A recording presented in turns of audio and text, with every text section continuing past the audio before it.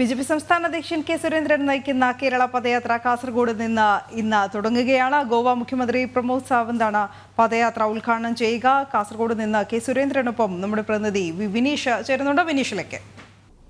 അനു, വളരെ തിരക്കേറിയ ഒരു ദിവസം തന്നെയാണ് ബി.ജെ.പി. സംസ്ഥാന അധ്യക്ഷൻ്റേതെന്ന്. പ്രത്യേകിച്ച് ഇന്ന് പദയാത്ര തുടങ്ങുന്നു. ഔദ്യോഗികമായി ഇന്ന് കാസർഗോഡ് നിന്ന് വൈകുന്നേരം പൊതുസമ്മേളനത്തോടു കൂടിയാണ് പദയാത്ര ആരംഭിക്കുന്നത്. അദ്ദേഹം നമ്മോടൊപ്പം ചേരുകയാണ്. വലിയ പ്രതീക്ഷയിലാണ് 2024 തെരഞ്ഞെടുപ്പിലേക്കുള്ള ഒരു പദയാത്ര തന്നെയാണ് ഇതിനെ എന്ന് നമുക്ക് രാഷ്ട്രീയമായി വിലയിരുത്താൻ സാധിക്കില്ലേ?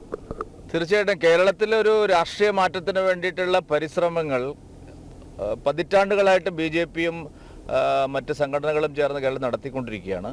അതിന് വലിയ ഒരു എന്താ പറയുക, ഒരു വിജയത്തിലേക്ക് എത്താൻ പോകുന്ന ദിവസങ്ങളാണ് നമ്മുടെ മുമ്പിൽ ഇപ്പോൾ വന്നുകൊണ്ടിരിക്കുന്നത്. കേരളത്തിൽ ഇപ്പോൾ ഉണ്ടായിക്കൊണ്ടിരിക്കുന്ന രാഷ്ട്രീയ മാറ്റങ്ങളെല്ലാം തന്നെ ആ നിലയിലേക്കുള്ള സൂചനകളാണ് നൽകുന്നത്. അതിനെ ശക്തിപ്പെടുത്താൻ ആവശ്യമായിട്ടുള്ള ഒരു പദയാത്രയാണ് കേരള പദയാത്ര. കഴിഞ്ഞ 10 വർഷം ശ്രീ നരേന്ദ്രമോദി സർക്കാർ കേരളത്തിലെ ജനങ്ങളെ ഏത് രീതിയിലാണ് സഹായിച്ചത് എന്നുള്ളതിൻ്റെ കൃത്യമായിട്ടുള്ള സന്ദേശം ജനങ്ങളിൽ എത്തിക്കാൻ ഈ യാത്ര ഉപകരിക്കുമെന്നാണ് ഞങ്ങൾ പ്രതീക്ഷിക്കുന്നത്.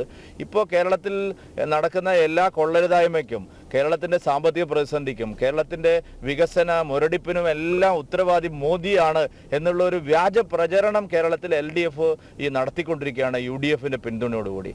അത് അടിസ്ഥാനരഹിതമാണ്, അവാസ്തവമാണ്. വസ്തുത നേരെ തിരിച്ചാണ്. കേരളം ഇപ്പോൾ എങ്ങനെയെങ്കിലും നിൽക്കുന്നതിനുള്ള കാരണം മോദി സർക്കാരാണ്. കഴിഞ്ഞ 10 വർഷം മോദി സർക്കാർ കേരളത്തിന് ടാക്സ് ഷെയർ ആയിട്ടും അതുപോലെ തന്നെ പദ്ധതികളായിട്ടും GST കോമ്പൻസേഷനായിട്ടും അതുപോലെ തന്നെ റവന്യൂ ഡെഫിസിറ്റ് ഗ്രാൻഡ് ആയിട്ടും എല്ലാം, അതായത് UPA ഗവൺമെൻറ്റിൻ്റെ 10 വർഷത്തേക്കാൾ 10 മടങ്ങ് സഹായമാണ് നേരിട്ട് നികുതികളും മറ്റ് സഹായങ്ങളുമായിട്ട് കേന്ദ്രം നൽകിയത്. ഇൻഫ്രാസ്ട്രക്ചർ ഡെവലപ്മെൻറ്റിൻ്റെ കാര്യത്തിൽ കഴിഞ്ഞ 10 വർഷം കേരളത്തിന് കിട്ടിയതുപോലൊരു സഹായം സമീപകാലത്തൊന്നും മറ്റൊരു സംസ്ഥാനങ്ങൾക്കും ലഭിച്ചിട്ടില്ല. ഇവിടെ നടക്കുന്ന ദേശീയപാത വികസനമായാലും കുടിവെള്ളത്തിൻ്റെ പേരിലുള്ളതായാലും ഇവിടെ ഏത് അടിസ്ഥാന വിഷയങ്ങളിലും ആയാലും മോദി സർക്കാർ കേരളത്തെ അത്രമാത്രം സഹായിച്ചിട്ടുണ്ട്. സാമൂഹ്യ സുരക്ഷാ മേഖലകളിലും കേരളത്തിന് പിടിച്ചു നിൽക്കാൻ കഴിയുന്നത് മോദി സർക്കാരിൻ്റെ സഹായം കൊണ്ടാണ്. എന്നാൽ അതെല്ലാം നിരാകരിച്ചുകൊണ്ട്, അതിനെല്ലാം തമസ്കരിച്ചുകൊണ്ട്, അത് കേരളത്തിലെ ജനങ്ങൾക്ക് പ്രയോജനപ്പെടുന്ന രീതിയിൽ എത്തിക്കുന്നതിൽ പരാജയപ്പെട്ട സർക്കാർ ഇപ്പോൾ ദില്ലിയിലേക്ക് പോവുകയാണ്. ആ പൊള്ളത്തരം കേരളത്തിലെ ജനങ്ങൾക്കിടയിൽ വിളിച്ചു പറയുക എന്നുള്ള ഉദ്ദേശം ഈ ജാഥയ്ക്കുണ്ട്. LDFിൻ്റെയും UDFിൻ്റെയും രാഷ്ട്രീയ സമീപനങ്ങൾ ഒരേ രാഷ്ട്രീയ സമീപനങ്ങളാണ്. അവരെ ഒറ്റപ്പെടുത്തി ഒരു പുതിയ രാഷ്ട്രീയം കേരളത്തിൽ കൊണ്ടുവരാനുള്ള വലിയ പരിശ്രമത്തിൻ്റെ ഭാഗമായിട്ടാണ് ഈ പദയാത്ര ഞങ്ങൾ സംഘടിപ്പിക്കുന്നത്. നിലവിൽ കേന്ദ്രത്തിനെതിരെ വിമർശനം CPM ആകട്ടെ, അതോടൊപ്പം തന്നെ സർക്കാർ ആകട്ടെ, കോൺഗ്രസ് ആകട്ടെ ഉയർത്തുന്നത് പ്രത്യേകിച്ച് ഫണ്ടുകൾ നൽകുന്നതിൽ വലിയ രീതിയിലുള്ള ഒരു രാഷ്ട്രീയ വിവേചനം കേന്ദ്ര സർക്കാർ നടത്തുന്നു എന്ന സമീപനമാണ്, പ്രത്യേകിച്ച് പ്രചരണം CPMന്റെ ഭാഗത്തു നിന്നും സർക്കാരിന്റെ ഭാഗത്തു നിന്നും ഉണ്ടാകുന്നത്. അതിനെ എങ്ങനെയാണ് BJP നേരിടാൻ പോകുന്നത്? വളരെ അടിസ്ഥാനരഹിതമായിട്ടുള്ള ഒരു തെറ്റായ ഒരു പ്രചരണമാണ്. അത് ഒരിക്കലും കേരളത്തിലെ ജനങ്ങൾ വിശ്വസിക്കില്ല. ഇപ്പം മനുഷ്യച്ചങ്ങല എന്ന് പറഞ്ഞിട്ട് ഒരു പരിപാടി DYFI നടത്തി. ഇതിൻ്റെ പേരിൽ പൊളിഞ്ഞു പോയില്ല. ഇത്തവണ കണ്ട ഏറ്റവും അവസാനത്തെ മനുഷ്യച്ചങ്ങലയാണ് ഏറ്റവും പാളീസായി പോയൊരു മനുഷ്യച്ചങ്ങല. ആൾക്കാർ പണ്ടൊക്കെ മനുഷ്യച്ചങ്ങലയിൽ ജനങ്ങളിങ്ങനെ മതിൽ പോലെ നിൽക്കുമായിരുന്നു. ഇപ്പോൾ ഒരാളെ കൈപിടിച്ച് നിന്നക്കാൻ പോലുള്ള ആളുകളില്ല. പല സ്ഥലത്തും അത് പൊളിഞ്ഞു. എന്താ കാരണം? ഈ ഒരു ക്യാമ്പയിൻ ജനം വിശ്വസിക്കുന്നില്ല. കേരളത്തിലെ ജനങ്ങൾ മോദി കേരളത്തെ സഹായിക്കുന്നില്ല എന്ന് പറഞ്ഞാൽ വിശ്വസിക്കുന്നവരല്ല.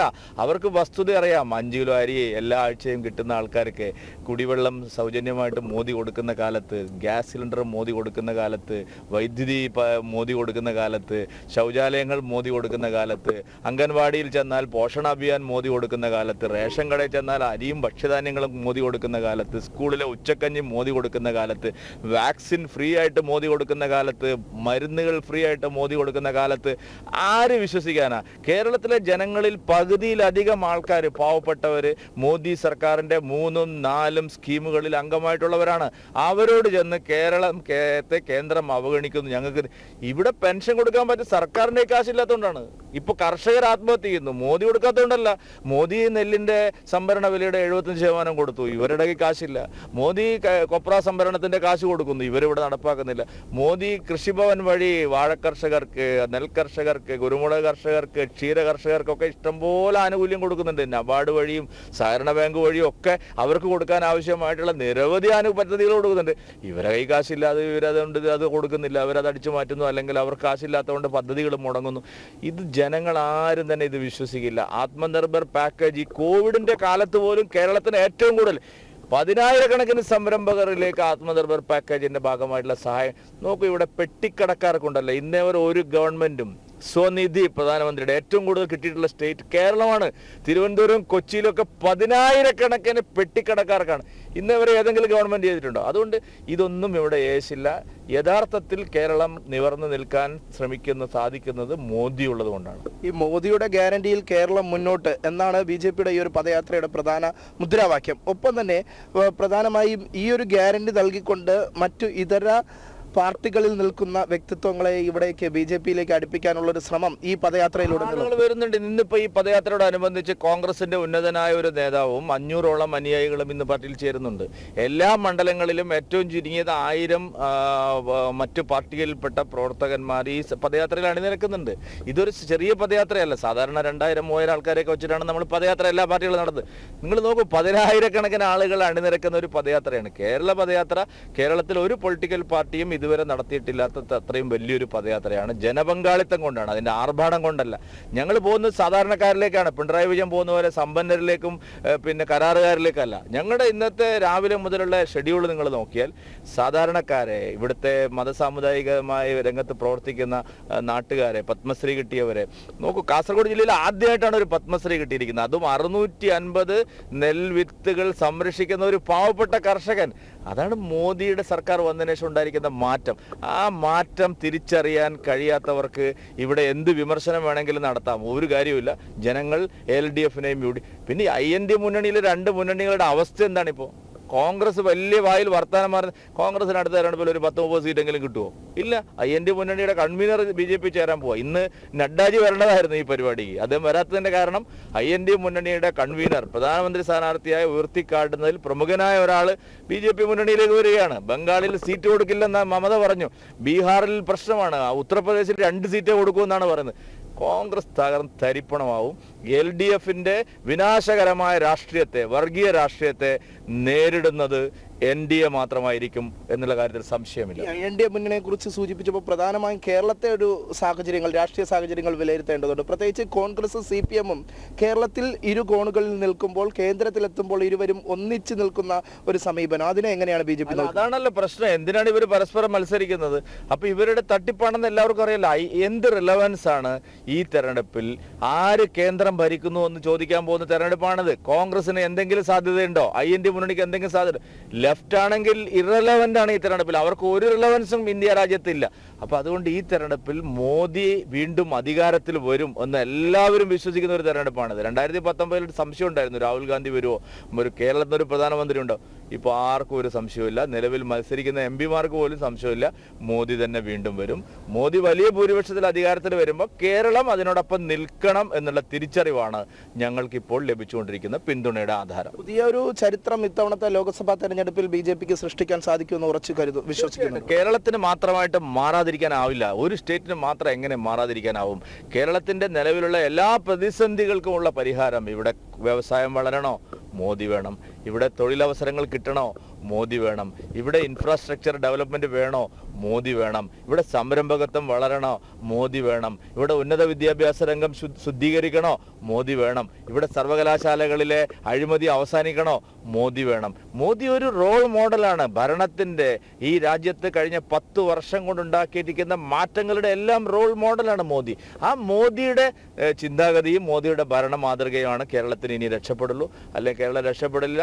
കേരളം ഒരു പിന്നെ വളരെ ദയനീയമായ ഒരു പതനത്തിലേക്കാണ് കൂപ്പുകുത്തുന്നത്. പിടിച്ചുയർത്താൻ ഇനി മോദിക്ക് മാത്രമേ സാധിക്കുള്ളൂ. നിലവിലെ സാഹചര്യത്തിൽ പ്രത്യേകിച്ച് കേരളത്തിൽ BJPയെ രാഷ്ട്രീയമായി എതിർക്കുന്നത് BJP എപ്പോഴും സ്വീകരിക്കുന്നത് ഹിന്ദുത്വ നിലപാട് എന്ന ആക്ഷേപം ഉന്നയിച്ചുകൊണ്ടാണ് CPM-ഉം കോൺഗ്രസും BJPക്കെതിരെ പ്രധാന രാഷ്ട്രീയ ആയുധം ഉന്നയിക്കുന്നത്. അതിനെ ഇത്തവണ എങ്ങനെ BJP നേരിടാനാണ്?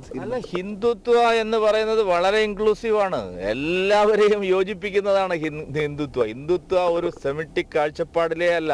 ഹിന്ദുത്വ ആശയങ്ങളിൽ നിന്ന് ഒരു തരത്തിൽ ഞങ്ങൾ പിന്നോട്ട് പോകുന്നില്ല. പക്ഷേ ഞങ്ങൾ എല്ലാവരെയും ഉൾക്കൊള്ളുന്നു. പ്രധാനമന്ത്രി തന്നെ ഞങ്ങളോട് പറഞ്ഞിരിക്കുന്നു, ഞങ്ങൾക്ക് നല്ല നിർദ്ദേശം, വെറുതെ അല്ലല്ലോ ഞങ്ങൾ സ്നേഹയാത്രയാണ്, കേരളത്തിൽ സ്നേഹയാത്ര ശക്തിപ്പെടുത്തണമെന്നാണ് പ്രധാനമന്ത്രി പറഞ്ഞിരിക്കുന്നത്. അതുകൊണ്ട് അതിൻ്റെ അർത്ഥം എന്താണ്?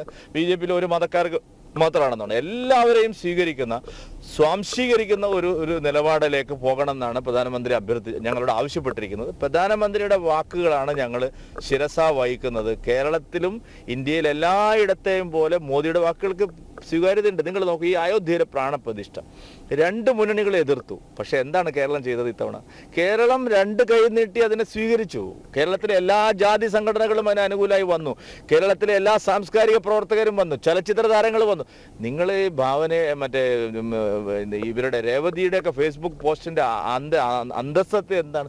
ഒരു വികാരം, അതായത് മോദി ഒരു നായകനായിട്ട് നിൽക്കുമ്പോൾ എന്തും സാധ്യമാണ് എന്നുള്ളൊരു വികാരം വളരെ ശക്തമാണ്. അതാണ് അയോധ്യയിലെ പ്രാണപ്രതിഷ്ഠ കാണിക്കുന്നത്. അതുകൊണ്ട് കേരളം ഇതിൻ്റെ ആദ്യമായിട്ട് 2 മുന്നണികളും എതിർത്ത ഒരു കാര്യത്തിന് അനുകൂലമായി രംഗത്ത് വന്നു എന്നുള്ളൊരു ചെറിയ കാര്യമല്ല. ഇതെല്ലാം ഈ നാട്ടിലെ മാറുന്നു എന്നുള്ളതിൻ്റെ കൃത്യമായിട്ടുള്ള സൂചനയാണ്. പക്ഷെ പാർട്ടി പ്രവർത്തകരാണ് ഇനി അതനുസരിച്ച് ആ മാറ്റത്തെ ഒരു വലിയ വിജയത്തിലേക്ക് എത്തിക്കാൻ. അപ്പോൾ അവരെ തയ്യാറാക്കുക എന്നുള്ളതാണ്. അവർ ബൂത്ത് തലത്തിൽ ആൾക്കാരെ സംഘടിപ്പിച്ച് അവരുടെ ഊർജം നൽകി അവരെ കൊണ്ട് ഈ കാര്യങ്ങൾ കൂടുതൽ ജനങ്ങളിൽ എത്തിക്കുക. അതിനാണ് ഇത്തരം പരിപാടികൾ വെക്കുന്നത്. പക്ഷേ വലിയൊരു മാറ്റത്തിന് കേരളം കാതോർക്കുന്നു എന്നുള്ളത് വളരെ പ്രധാനപ്പെട്ട ഒരു കാര്യമാണ്. ഈ ഒരു യാത്രയോടുകൂടി തന്നെ, പ്രത്യേകിച്ച് പദയാത്ര നടക്കുന്നതോടൊപ്പം ബൂത്ത് തല, സംഘടനാ തല ഒരു വളർച്ച തന്നെയാണോ BJP പ്രധാനമായും കൂടി ഒരു കാര്യം കൂടി ലക്ഷ്യം വെക്കും? തീർച്ചയായിട്ടും ഈ യാത്ര എന്ന് പറയുന്നത് ഒരു 4-5 ലക്ഷം പ്രവർത്തകർ ഈ യാത്ര കഴിയുമ്പോഴേക്കും ഈ യാത്രയിൽ അണിചേരും. അവരൊക്കെ അവരവരുടെ ബൂത്തുകളിൽ നിന്ന് വരികയാണ്. ആ ബൂത്തുകളിലേക്ക് അവർ മടങ്ങിപ്പോയാൽ അവിടുത്തെ മോദിയുടെ സ്കീമുകൾ കിട്ടാത്ത ആൾക്കാരെ അത് അവർക്ക് എത്തിക്കാൻ എന്താണ് വഴി, കിട്ടിയവരിനി അവർക്കിനി പുതിയ എന്ത് പദ്ധതികളാണ് ലഭിക്കാനുള്ളത്, ഇങ്ങനെയുള്ള വലിയ വിപുലമായ ജനസമ്പർക്ക പരിപാടികളിലേക്ക് അവർ തിരികുകയാണ്. ഈ പദയാത്രയിൽ നിന്ന് ലഭിക്കുന്ന ഊർജം തീർച്ചയായിട്ടും താഴെ തലത്തിൽ പ്രവർത്തകർക്ക് ഒരു ആവേശമാകും. പിന്നെ BJP മാത്രമല്ലല്ലോ, BJP ഒരൊറ്റപ്പെട്ട എൻറ്റിറ്റി അല്ല, വലിയൊരു വിചാരധാരയിൽ നിരവധി സംഘടനകളുണ്ട്. അവരെല്ലാവരും തന്നെ ഈ ഒരു ആശയത്തിൻ്റെ അടിസ്ഥാനത്തിൽ ജനങ്ങളിൽ ഒരു മാറ്റം പ്രകടമായി തുടങ്ങിയിരിക്കുന്ന സാഹചര്യത്തിൽ ഒരുമിച്ച് മുന്നോട്ട് പോകണമെന്ന് വിചാരിക്കുന്നവരാണ്. അതുപോലെ സമുദായ സംഘടനകളിൽ നിന്നെല്ലാം വലിയൊരു ഒരു പ്രതീക്ഷാനിർഭരമായിട്ടുള്ള ഒരു പിന്തുണയാണ് ഇപ്പോൾ മോദിക്ക് ലഭിച്ചുകൊണ്ടിരിക്കുന്നത്. അതുകൊണ്ട് വളരെ കഠിനമായുള്ള പരിശ്രമത്തിന് പ്രവർത്തകരെ സജ്ജരാക്കാനും കൂടി ഉദ്ദേശിച്ചുകൊണ്ടുള്ള ഈ യാത്രയാണിത്. ഈ യാത്ര പ്രത്യേകിച്ച് പല ഘട്ടങ്ങളിലായി സ്ഥാനാർത്ഥിത്വത്തെ സംബന്ധിച്ചുള്ള ചർച്ചകൾ പല കോണുകളിൽ നിന്നൊക്കെ ഉയർന്നു വന്നിരുന്നു. പ്രത്യേകിച്ച് സുരേഷ് ഗോപിയുടെ സ്ഥാനാർത്ഥിത്വം, തിരുവനന്തപുരത്ത് ആര് വരും, ഇങ്ങനെയൊക്കെയുള്ള ചോദ്യങ്ങൾ അല്ലെങ്കിൽ അത്തരത്തിലുള്ള രാഷ്ട്രീയ തന്ത്രങ്ങൾ മറ്റു പാർട്ടികൾ പയറ്റുമ്പോൾ ഇനിയുള്ള ഘട്ടത്തിൽ എന്തായിരിക്കും BJP അവസാന ഘട്ടം? യാത്ര ഒരു വശത്ത് പോകുമ്പോഴും മറ്റുള്ള കാര്യങ്ങളിലൊന്നും തടസ്സങ്ങളില്ല. സ്ഥാനാർത്ഥി നിർണയ ചർച്ചകൾ നടന്നുകൊണ്ടിരിക്കുകയാണ്. ഒരു പാനൽ എല്ലാ ലോക്സഭാ മണ്ഡലങ്ങളിലും തയ്യാറായി വരുന്നു. മറ്റ് രാഷ്ട്രീയ പാർട്ടികൾ ഏതൊക്കെ രീതിയിലാണോ സ്ഥാനാർത്ഥികളെ കുറിച്ച് ചർച്ച ചെയ്യുന്നത് അതിനേക്കാൾ ഗൗരവമായിട്ട് ഞങ്ങളും ആ ചർച്ചകൾ തുടങ്ങിയിട്ടുണ്ട്. വൈകാതെ ചില സ്ഥാനാർത്ഥികളെ പ്രഖ്യാപിക്കാനാവുമെന്നുള്ളതാണ് ഞങ്ങളുടെ പ്രതീക്ഷ. ഒരു ഫെബ്രുവരി അവസാനമാകുമ്പോഴേക്കും 20 ലോക്സഭാ മണ്ഡലങ്ങളിൽ, യാത്ര കഴിയുമ്പോഴേക്കും 20 ലോക്സഭാ മണ്ഡലങ്ങളിലും നമുക്ക് സ്ഥാനാർത്ഥികൾ ഉണ്ടാവും. യാത്രയുടെ ഇടയിൽ തന്നെ ഏതാനും സീറ്റുകളുടെ കാര്യത്തിൽ തീരുമാനിക്കാനുള്ള സാഹചര്യം ഉണ്ടാവുമെന്നാണ് പ്രതീക്ഷിക്കുന്നത്.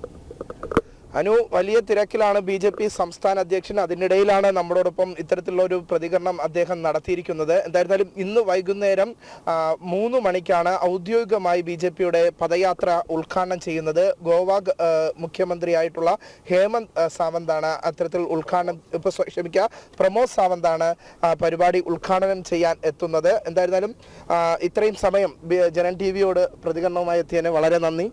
തീർച്ചയായിട്ടും എല്ലാ സഹായങ്ങളും പിന്തുണയും ഈ സദുദ്യമത്തിന് ഉണ്ടാവണമെന്നും ഞാൻ അഭ്യർത്ഥിക്കുന്നു. ജനം TV പ്രേക്ഷകരോടും ഈ യാത്രയെ സ്വീകരിക്കാൻ നിങ്ങൾ ഓരോരുത്തരും വരണമെന്നും ഞാൻ അഭ്യർത്ഥിക്കുകയാണ്. ശരി വിനീഷ്, എന്തായാലും BJP സംസ്ഥാന അധ്യക്ഷന്റെ വാക്കുകൾ ശ്രദ്ധേയമാണ്, വ്യക്തവുമാണ്. എന്തായാലും ലോക്സഭാ തെരഞ്ഞെടുപ്പ് ഒരുക്കങ്ങൾ എന്നിനി പറയാൻ കഴിയില്ല, കാരണം തെരഞ്ഞെടുപ്പ് ഒരുക്കങ്ങളിലേക്ക് നമ്മൾ എത്തിക്കഴിഞ്ഞിരിക്കുന്നു. BJP ശക്തമായ പ്രചരണവുമായി മുന്നോട്ട് പോവുകയാണ്. ഇന്ന് ഉച്ചയ്ക്ക് 3 മണിക്കാണ് പദയാത്ര ഉദ്ഘാടനം ചെയ്യുക. കാസർഗോഡ് നിന്നാണ് ഇത് ആരംഭിക്കുന്നതും. BJP സംസ്ഥാന അധ്യക്ഷനോടൊപ്പം വിനീഷാണ് ചേർന്നത്. തത്സമയ ദൃശ്യങ്ങളും അദ്ദേഹത്തിൻ്റെ പ്രതികരണവുമാണ് നമ്മൾ കണ്ടുകൊണ്ടിരുന്നത്.